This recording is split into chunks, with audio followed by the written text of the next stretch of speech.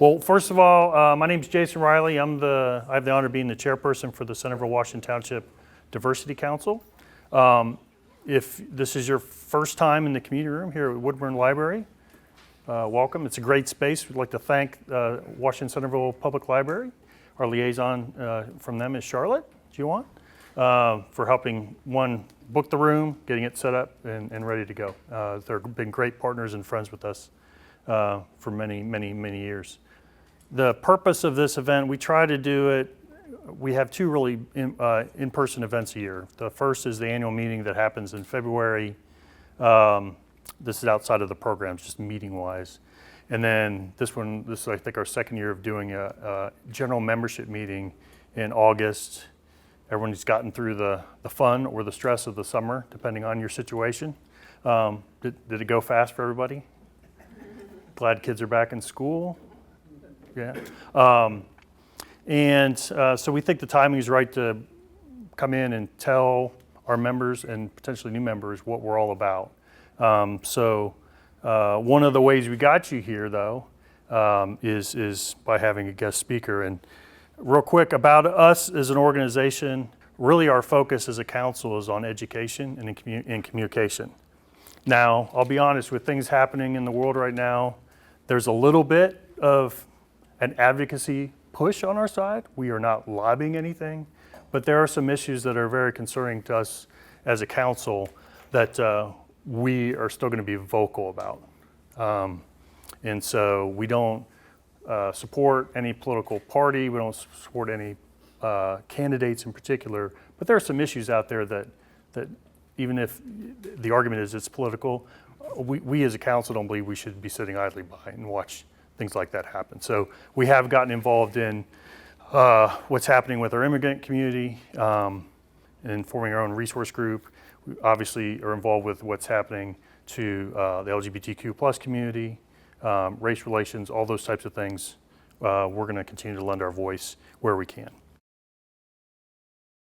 To that point, what we just asked and he graciously accepted is our guest speaker, Paul Strozier.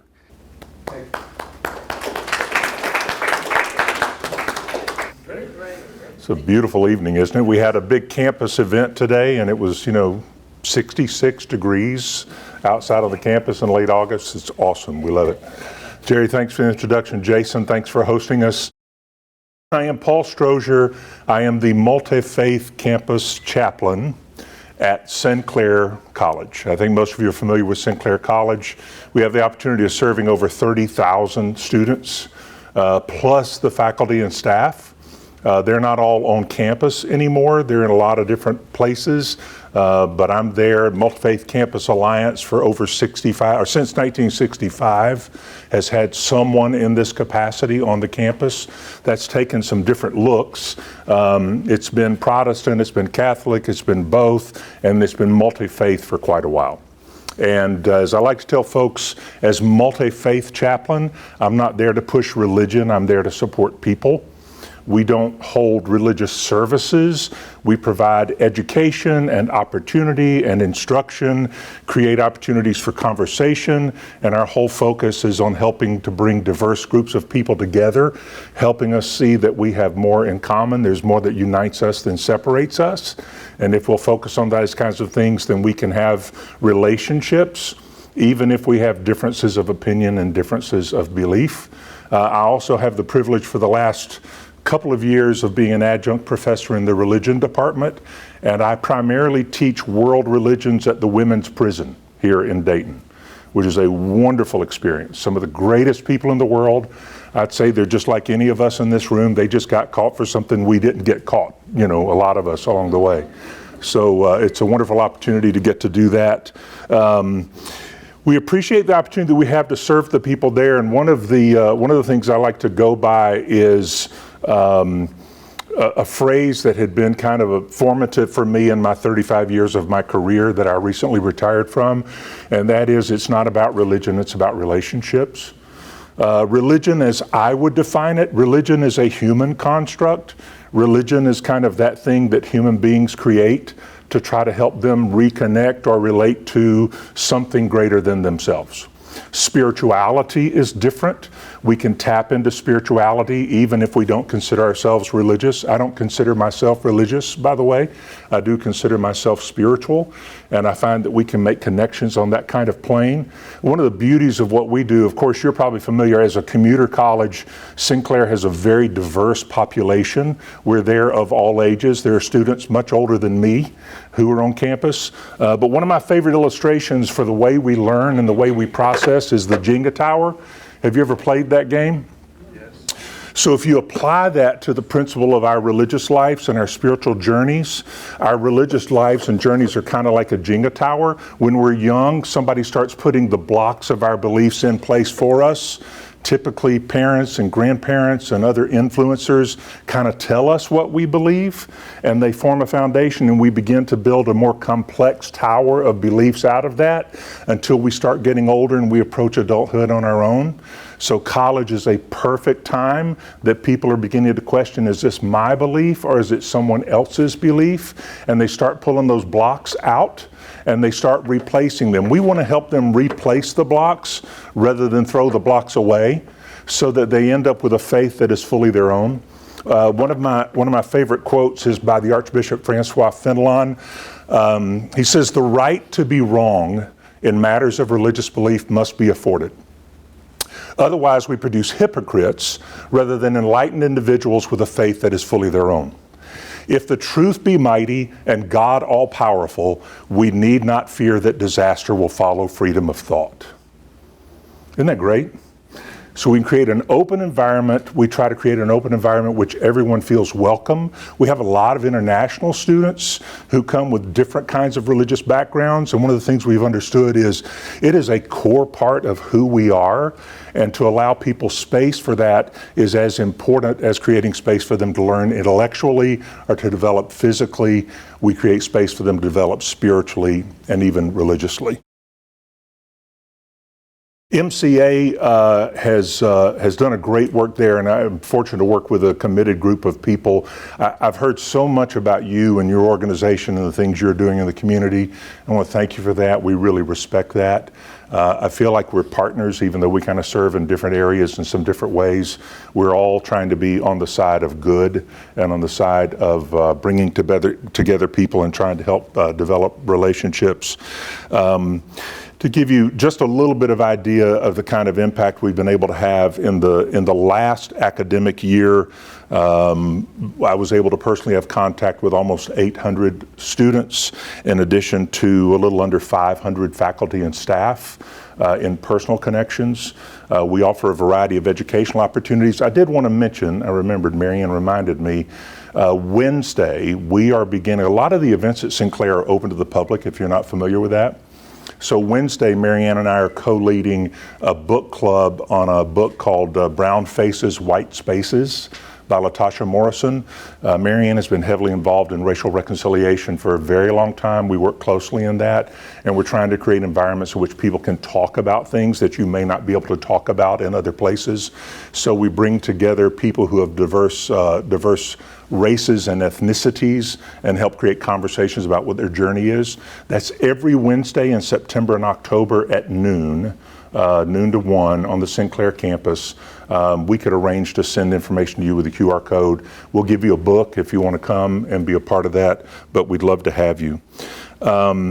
To give you an idea of some of the kinds of conversations we have without violating anyone's anonymity, their personality, we recently had an opportunity to speak to a trans student who had converted from a Christian background to Judaism, and talk about their journey and help support them as they were making that transition, connect them to people in the community who could help them with that.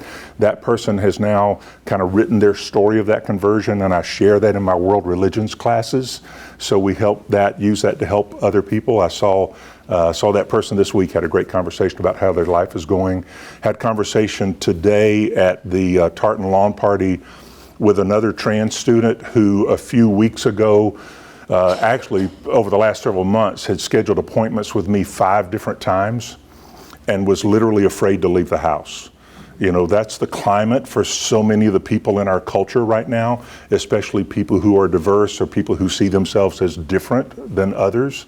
And the person was literally scared to come out of their house and kept canceling our appointment. Finally made it. We had a great conversation, a great connection. Sometimes I think it helps people just to see somebody like me say, "You're okay." I admit that I'm an old white guy. And so I feel like I need to do a lot of apologizing, like every time I come along to somebody for what my people have done throughout history. But that also means that I can be affirming with some people and help to encourage them in some special ways. And at the Tartan Lawn Party today, where we had hundreds of students milling around on campus, I looked up and I saw this student coming toward me. And they were out there in the public, and I thought, "You're making progress, you're doing well." I've had an ongoing series of conversations with a lot of faculty and staff about religious deconstruction. In my circles, wherever I go, it seems to me that people of all different religious backgrounds are doing some deconstructing of their religious structure and then reconstructing that, asking some questions about what has been and what do I really believe and how do I deal with that. I have one individual who is in the process, one of our staff members, of coming out of a cult right here in the Dayton area. This cult had basically consumed their lives, their entire lives. And just in the last couple of years, they've started making an exit from that. They've had to change their employment. They've had to change their environment. They've had to change the people they hang out with. Their family is still in. And so having the opportunity to try to help counsel this person is an extraordinary privilege to be able to hold that trust very carefully, create a safe space for them to process. We also have, I think I mentioned we have a number of international students who come from different religious backgrounds. Working with Sinclair administration, we were able to create prayer places on the downtown campus as well as at the Centerville campus, where people of all religious backgrounds, but primarily our Muslim friends, practice that very committedly, and create space where they can go and be safe and have a few private moments to observe their religion. I really appreciate Sinclair being supportive of that. Jason mentioned that, I could tell you more about what we do. We have some materials here. You're welcome to any of this. I love some of our bookmarks. I have a brochure that tells you a little bit more about who we are. My business card is there. If I can contact, if you want to contact me, if you have an opportunity for me to speak or share somewhere, I'm happy to do that. But I want to talk a little bit about the environment we're in and some ways that we can try to bring people together. When I start my world religions classes, I always start by saying we're going to spend the next 16 weeks talking about something you're told not to talk about, and that is religion and the diversity of religion. Mariann and I have done a lot of marriage counseling over the years. I find that it's easier for couples to talk about sex and money and politics than it is for them to talk about religion. I think one of the reasons is that's the most intimate part of ourselves. And if we can create space in which we can talk about that freely and safely, I find that that's a really good thing. And I always tell my students that if you will adopt two attitudes, you can have relationship and connection and conversation with anyone. And that is curiosity and respect. I have yet to find anyone who isn't willing to talk about who they are if they believe that you're asking because you're truly interested, and if you respect them enough to just listen without commentary. And it's a wonderful way to open up relationships. Most people, I believe, are wanting to have relationships and connections. They're just afraid because of all the divisions in our society, which seem to be accentuated in this day and age. And I think you all understand, and I'm not going to get political here. I'm speaking about big principles, it's more sociological than political. People can gain authority over us by creating division among us. And that's the very thing we can't give up on. We have to continue to work on. And I think we can do that through anything. We had a student stop by the table today. This was really interesting. We had our stuff out on the table, like the little coexist bookmark here that has various religious symbols. And so many people come up and say, "Oh, I love that. I want one of those." This one student came up today and saw that and went, "Well, I'm a blank," and filled in the blank with their religion. We don't believe in any of that stuff. And that could have ended the conversation, but I watched as Mariann continued to talk to this person about what they were interested in. And before I know it, they've been talking 15 minutes in our event because they talked about what the person was interested in, which was creating puppets or something really fascinating, like these animal masks, and built connection and relationship. And before I knew it, they swapped phone numbers.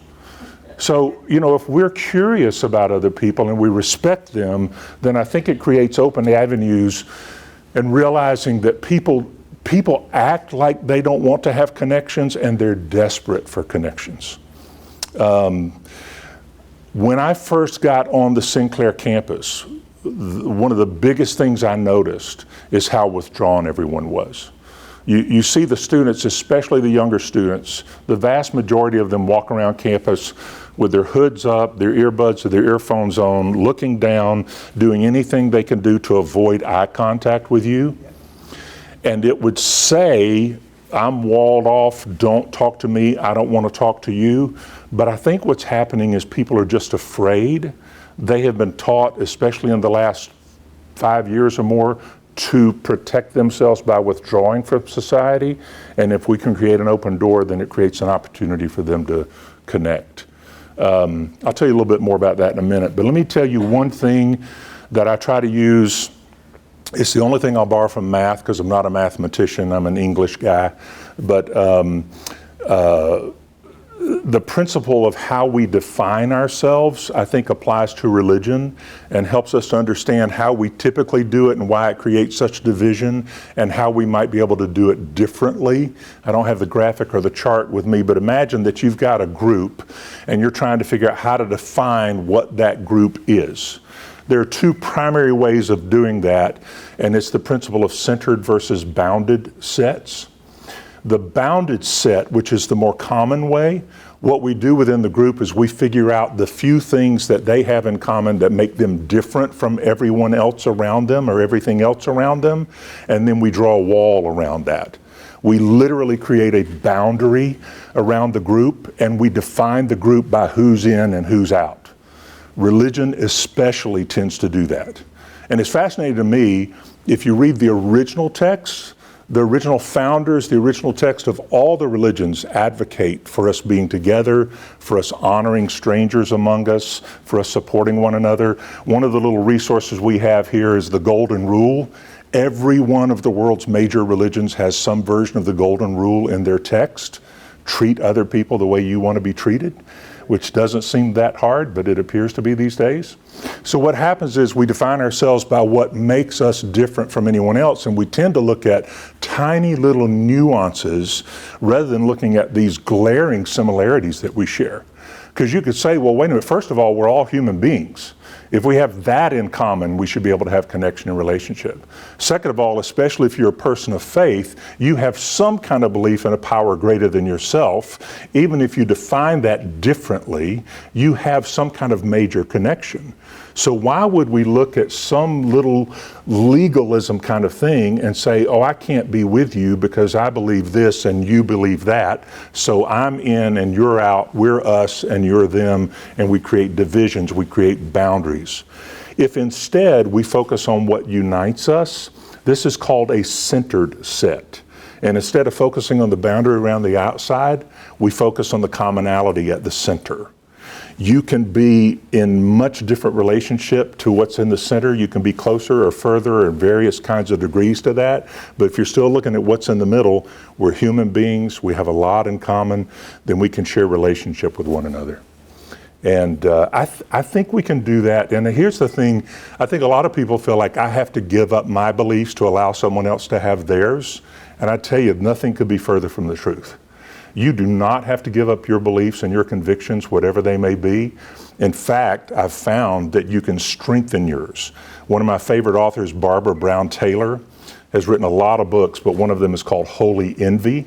And she talks about moving from clergy to being a world religions professor in a college. And she talks about going and investigating more about world religions that she's not a part of, and recognizing in each of them a quality that she admires. And while she doesn't necessarily want to incorporate their beliefs, she incorporates some of their practices. We admire the hospitality and the openness of the Hindus. We admire the commitments of the Muslims. We admire the peace of the Buddhists. And we can begin to, that's holy envy. We can practice some of these things even within our own faith. as long as we allow other people to practice theirs as well. When I first started at Sinclair, I was coming out of a career where I'd been heavily involved for a lot of years. And as you might know, if you ever made a job change, you go to a new job and you feel like it's so overwhelming. I don't know any of the systems. All the computer systems are different. And especially if you get into an institution like a college or university, oh my gosh, how am I going to figure out how to sign in on my computer, much less anything else that I have to do? And as a bit of a perfectionist, I started getting a little bit overwhelmed by that. And one day I was walking down a crosswalk and I saw one of those students who was all drawn over like this, and I dared to say hello. It was it. And I saw them look up and perk up and a smile come over their face. Somebody acknowledged me, somebody noticed me, and I had an epiphany. And I realized, and this has been my mantra ever since, I am in this place to be a person of peace and a presence of peace. It doesn't matter if I learn the computer. It doesn't matter what I accomplish. It doesn't matter what my so-called achievements might be. If all I do is smile at people, I believe that'll make a difference in the world. And I'd encourage you to think about your role the same way. Wherever you are, you may or may not be able to express your beliefs. You don't have to. If you can help other people feel like, hey, you know what? We're okay. We're going to get through this together. You're okay. I welcome you. I connect with you. Then you've made a difference in the world. Good. Hey, thanks, y'all. On behalf of the council, thank you very much, Paul. Thanks, Jason. All right. So, again, going over the council as it is, this is our leadership slate for this year. All the positions that are in black are 3-year terms. And then all the committee chairs at the bottom are appointed. And then next slide, I'll go over our community liaisons. Just to highlight, we are in need of an assistant treasurer. I'd like to have 2-person rule with that. If you know anyone who would be interested in fulfilling that role, let me know. We've been going probably close to 2 years without a secretary, and as much as I love doing the meeting minutes myself, Samantha Kennedy has volunteered. It is an elected position, so I will make the motion that we select Samantha Kennedy to be the secretary unless someone else would like to perform that role.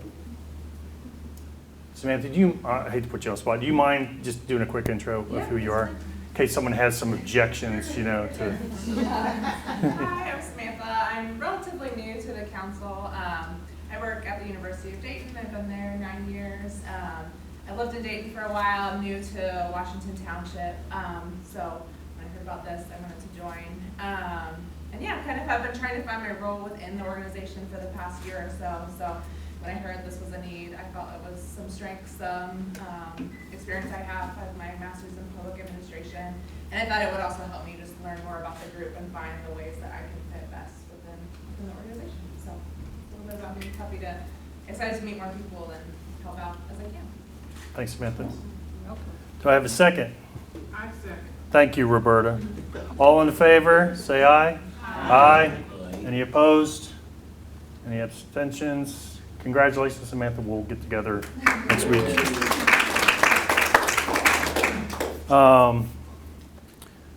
And then membership chair, which we'll talk about as we go forward.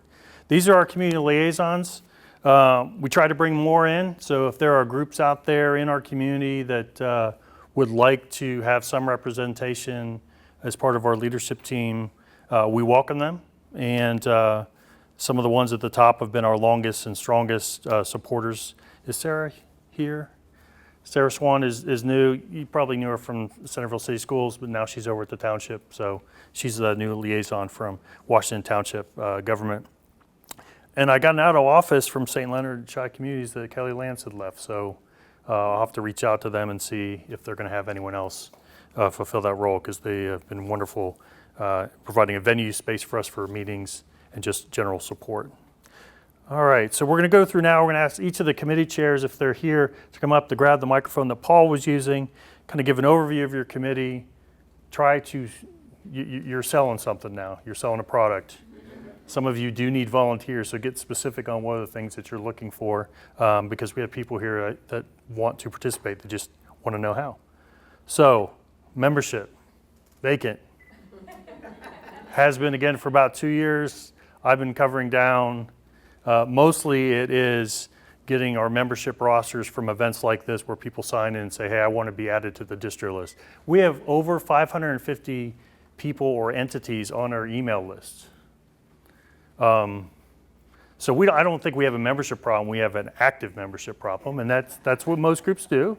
But I will tell you, whether it's this committee, leadership team, what have you, there's something for everybody. If you are, hey, I don't want to be customer facing out there, I'd like to do something maybe at home at my own pace, we've got volunteer opportunities, whether it's publicity, some of the administrative things that you can do, and you're making an effort, and we appreciate it. If you are super outgoing, like Savaji, you come out and work one of our booths and engage with the public. We love to have you. So this is working on kind of life support, making sure that I'm still responding to people that have come in, that are expressing interest, and we get them on our list. Upcoming opportunities, and I'm going to turn it over here to our member at large, Uriah Langmeyer, to talk about some of the onboarding, because he's fairly new within this past year, and admittedly, we've had a problem getting new people on board and getting them connected. So, Uriah, do you mind coming up? Okay, so I came on and there was a little bit of an issue with the onboarding process, and then I found out that there was no lead for the membership committee. So Carol and I and Samantha and Tara, who is now going to be leading the fundraising committee, which is a new thing going on as well, we got together and we started talking about what does it take to create the membership committee, and what does it take, what is it that we need initially, and then as we go on with the committee itself. And so we came up with a lot of the things you saw that was up there with the membership committee. And the reason we wanted to bring it to the group today is that we're either at-large members, part of the leadership team, Carol and I are part of publicity, and we're all in different roles. And it's not that we can't continue pushing the membership along, but our hope is to build a team here within the General Assembly of people that don't have active roles that they're doing right now. Because it's important to engage as much as possible and people to have their own investment in the process. And so we will continue to move it down the road, but we want to build a team up together to help it become the committee that it should be. And the onboarding process is a big vital part of that committee itself. And how we welcome people in, just like Jason was saying, how we engage people and how we engage the general the General Assembly, all the general members, in getting them from being members on an email list to members in the room and members at the events and all that kind of thing. So that's the idea behind it, is that at this point, the only reason why I'm not saying that I would be the chair of the membership committee is that I wanted to have the opportunity for more people to participate in the process. And especially when in organizations where you have different people doing 6 different things, then it stops the opportunity to have more involvement and for people to have their place within the organization. So as we go along, hopefully there's people that would like to get involved in the committee, and I'll continue to put together some meetings as we get more people that are interested. And hopefully as we go along this year, going on into next year, we will have a stronger and stronger membership committee and onboarding committee presence. Programs. Rupsi? Good evening, everyone. My name is Rupsi, and I currently get to serve as the Vice Chair for our Diversity Council and also the Co-Chair for our Programs Committee.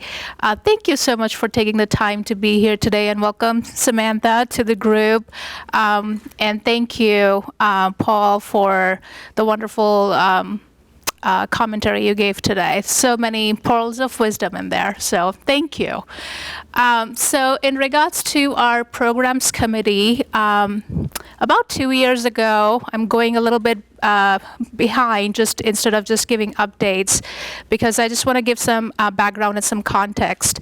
So I got involved with this council about 2 years ago, and I met Miss Carol at Nutmeg Cafe on 48, and she introduced to me the Voices and Stories programming that we used to do.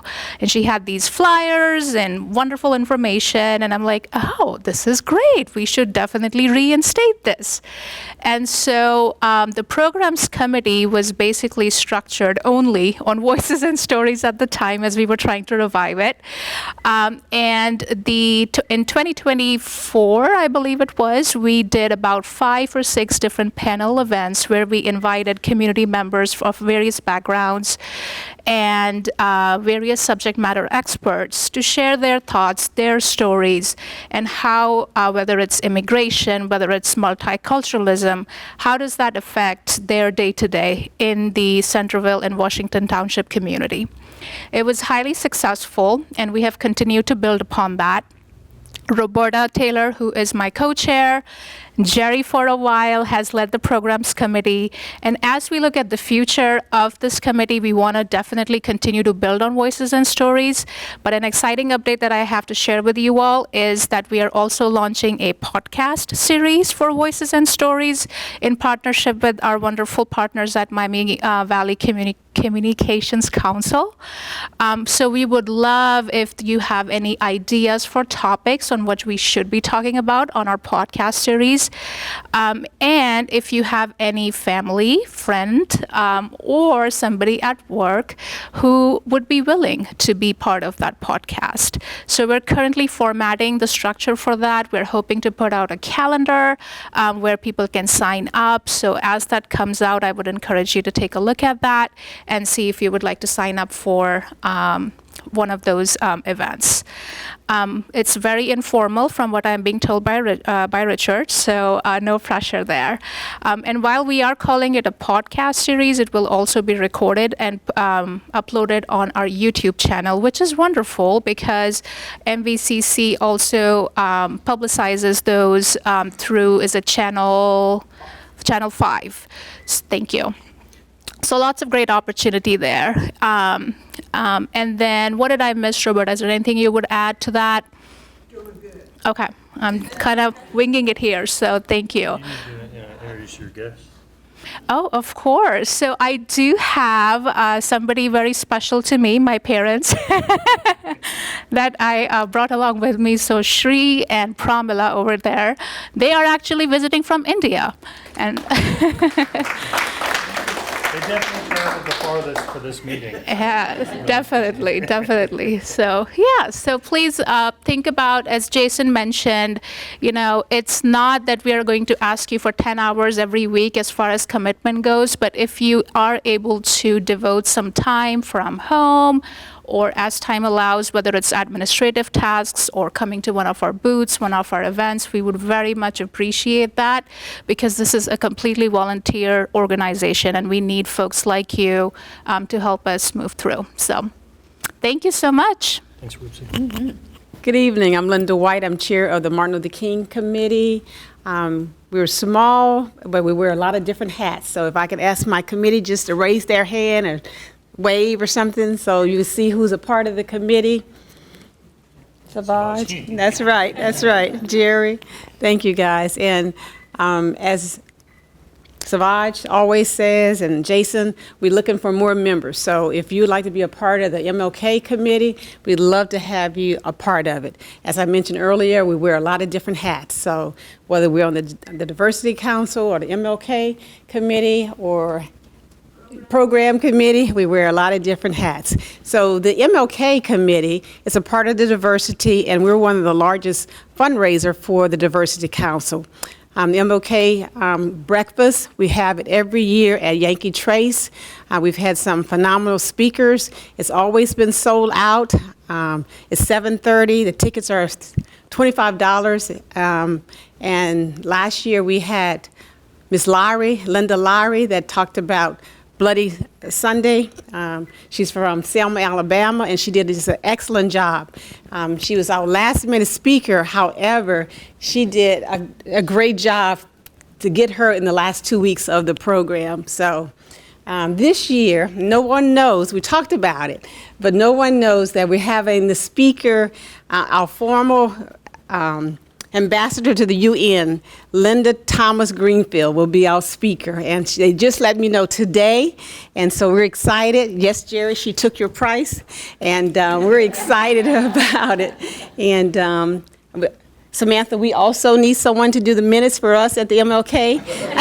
So if you're willing, Carol does a really good job of recording it, and so we make it very easy for everyone. So I just want to invite you to be a part of the MLK committee, and the breakfast will be this will be our 24th breakfast, and it'll be January 19th, 2026. Thank you. And just real quick, if you don't have the time to commit, let's say you're interested in the breakfast, you don't have the time to commit to the planning part, as we lead up in day of, there's a lot of requirements that day, whether it's ushers or just people to help with the registration signing table. So just keep those things in mind. Next, we're going to go to community projects with Kayla.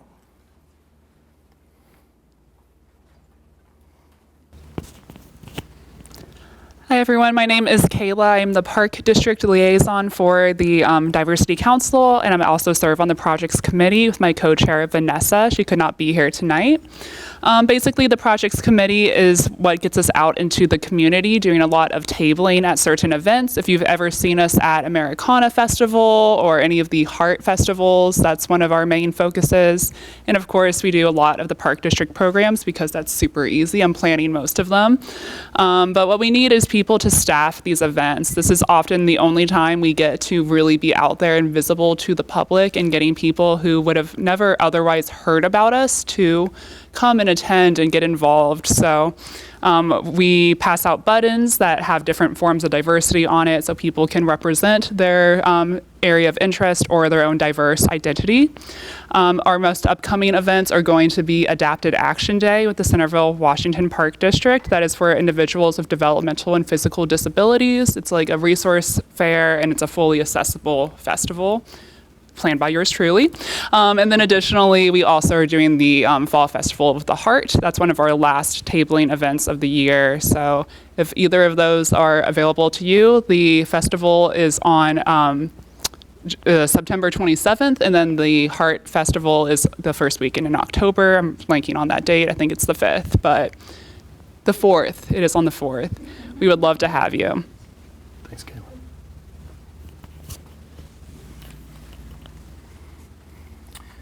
Carol, communications and publicity.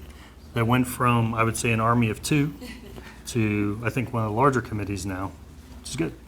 It is. Hello, everyone. I'm Carol Kennard. I've actually been with the Centerville-Washington Diversity Council since the beginning in 1980 something or other. I can't remember exactly when.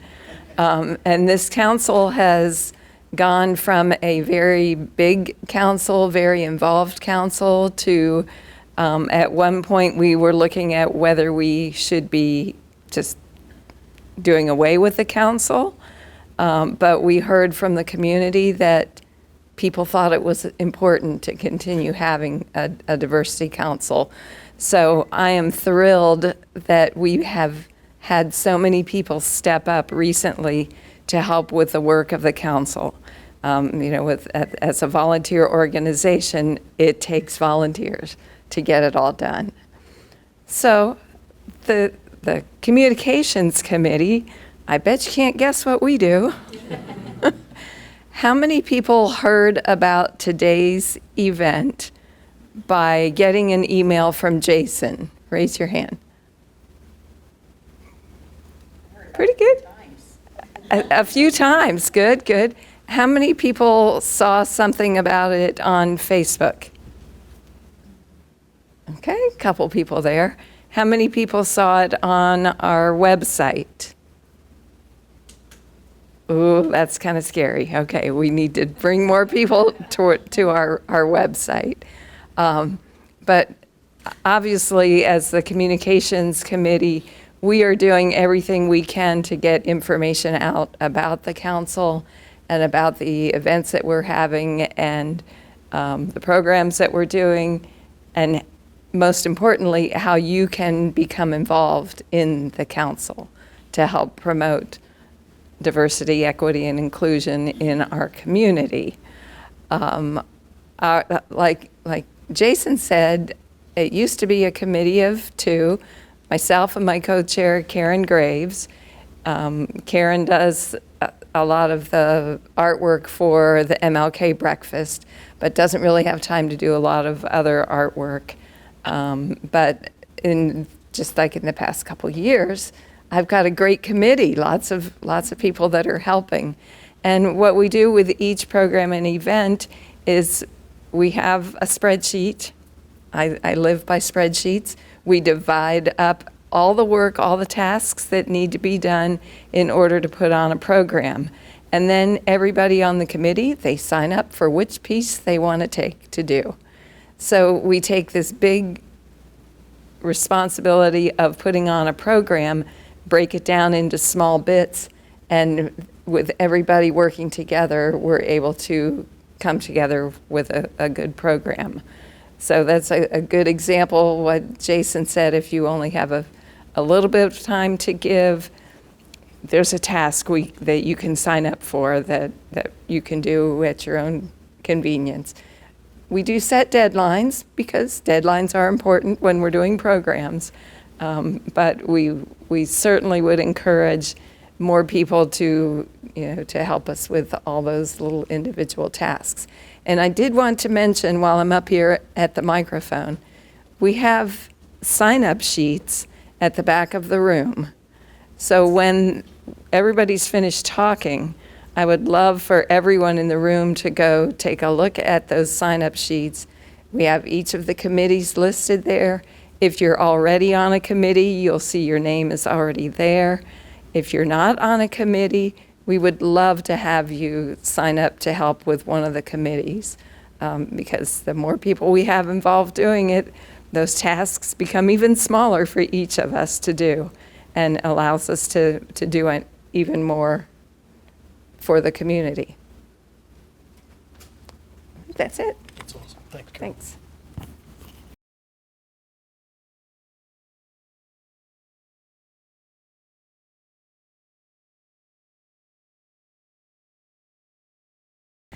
Good evening, everybody. I'm Latasha McKnight. Everybody looks so wonderful and put together tonight, and then I walk up and look like a hot mess.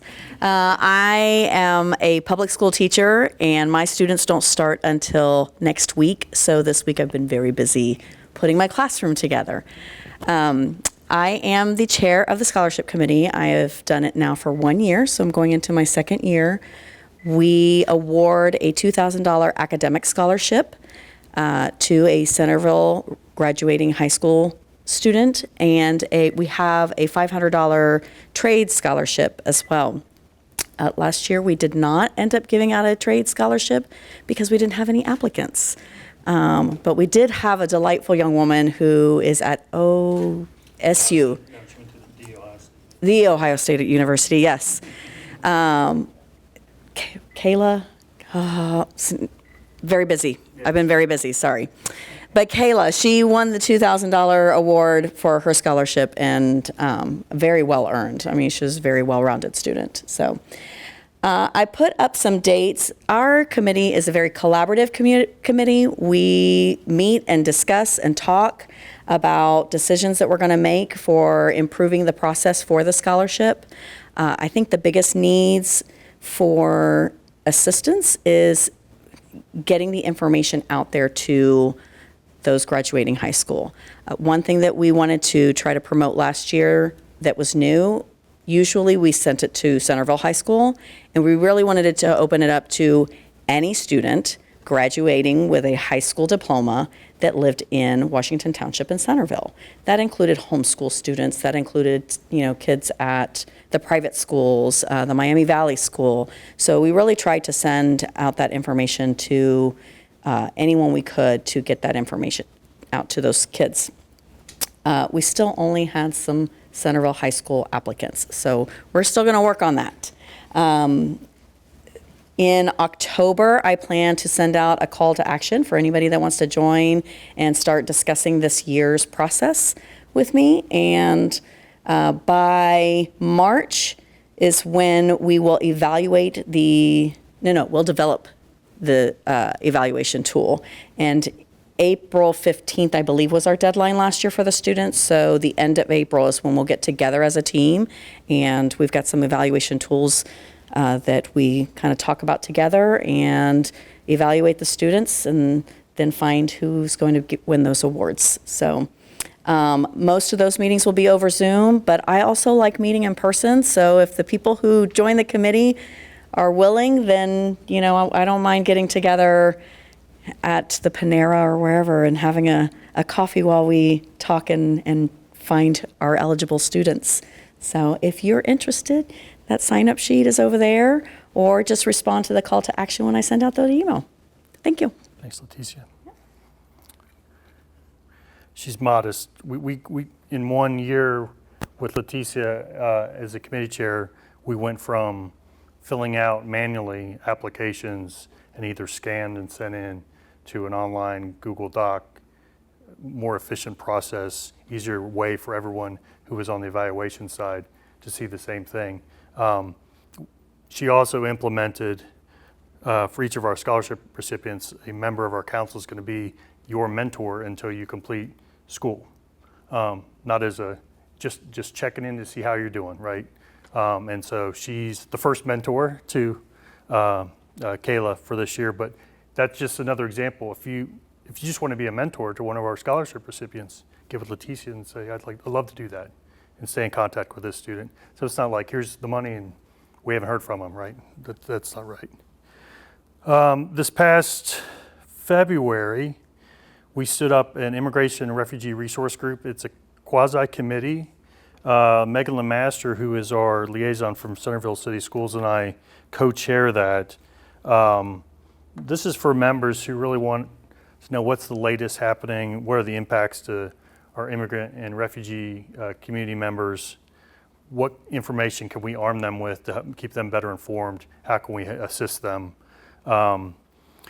So we've officially partnered with Miami Valley Immigration Coalition, so we'll attend their meetings, and again, it's information sharing, making sure we have good relationships with them, because just like Paul had mentioned with a student at Sinclair, if you're an immigrant, you're hiding, like you're afraid to go out, and we're trying as best we can to provide a safe space or a safe way to communicate if you need something. If you need groceries, we have someone who could say, yeah, I'll go get you some groceries, or I'll go get this for you. But they have to trust that you're doing it for the right reasons. You're not there, and so we'll continue to have these informal get-togethers. We do them virtually. So if it's something you're interested in, please let us know. We'll add you to the distro list, and we'll let you know when the next meetings are. The next committee is a new one. According to our bylaws, all the committees are appointed by the chair.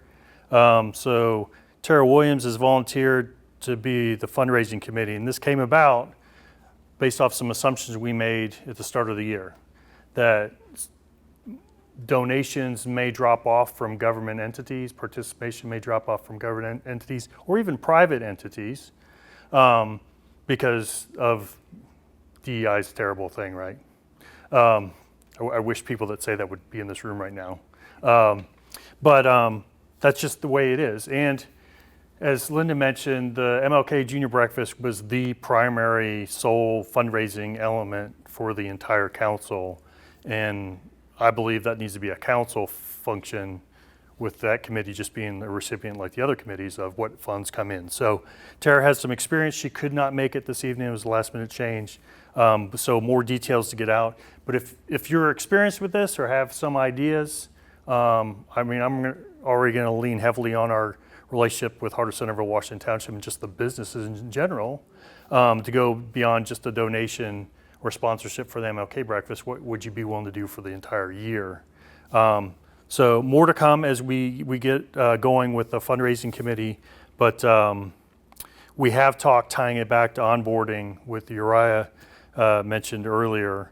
We're one of the few organizations that I belong to that doesn't charge membership fees, right? And I'm not saying we will, but we do need to discuss it and whether we need to look at that, because let's just say 300 of those 500 decide to give us $10 a year. That goes a long way to some of the things that we want to continue to do. Before I leave this, the one other thing that I want everyone to know, I do a lot of this work and advocacy to focus on the now, but I want to make sure my daughter or grandchildren live in the world that I envision them for. And it can't just be, this group can't just be people of a certain age. And so we are going to continue to work hard with Centerville City Schools. I'm jealous. I'm a former park commissioner of the Park District and the library. When they get student volunteers to come in, I'm like, why aren't we offering up opportunities? Why aren't we saying, hey, Centerville City Schools, high school, could we get a few volunteers for hours to be ushers at the MLK breakfast? We will make sure they get fed. Could we get anyone who wants to pursue a degree in communications or marketing or something like that to be part of our publicity? Or someone who wants to go into education and maybe work with our programs committee to develop a specific program? Not, treat it more like an internship. You're not a hired help. We're giving you a skill or giving you something you can add to a resume. But it works. So I owe Carol a rough draft to the publicity committee so we can create a flyer and get that out to the schools. But just know that that's in my mind. I want to get more high school student and college student involvement into our council and their perspectives, of course. Carol already covered it. Stay connected with us. We're on every platform. And let me go to this slide that we talked about in February. So please do what you can to support our events, even if you can't attend them. Spread the word with other people. If you can attend, bring someone with you. We'd love to make sure that we get as many voices as possible. We don't have a market on all the good ideas. There may be some issue or topic that we haven't thought about that we need to, and we're open to that. A lot of marginalized and targeted groups these days, and just like Paul, I stand here as a white male and chuckle every time, because I monitor our Facebook page with Carol, when someone says diversity means no white men, and I went, oh, let me introduce myself to you. And I make sure I invite them to a meeting. If you're going to be critical of it, well, you need to come to a meeting first. You need to interact with us before you start judging us.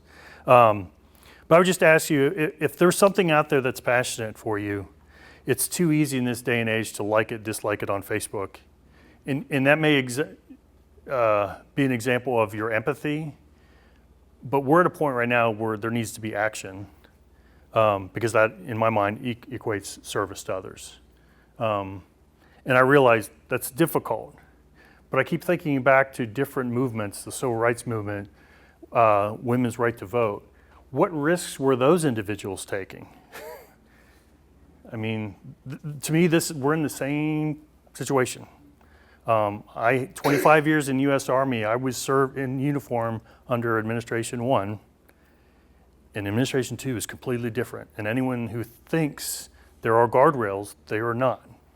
And the only thing that's going to change is if people say no more. Speak up, call it out. And I know it's hard, but what's the alternative? We'll let those marginalized groups be deported. Where are the homeless going that are being pushed out of DC? Anyone reporting on where they're going? This should be concerning to every single one of us. And Paul and I had a brief conversation before, And the way I look at it, because I've seen this in my deployments of despots and dictators, they control by fear, making you feel isolated or alone, and with fatigue. It's just not worth it. Please, this organization, this group, we're telling you, we're there with you. If you're afraid, come talk to us and we will be there for you. You're not alone. You have like-minded people.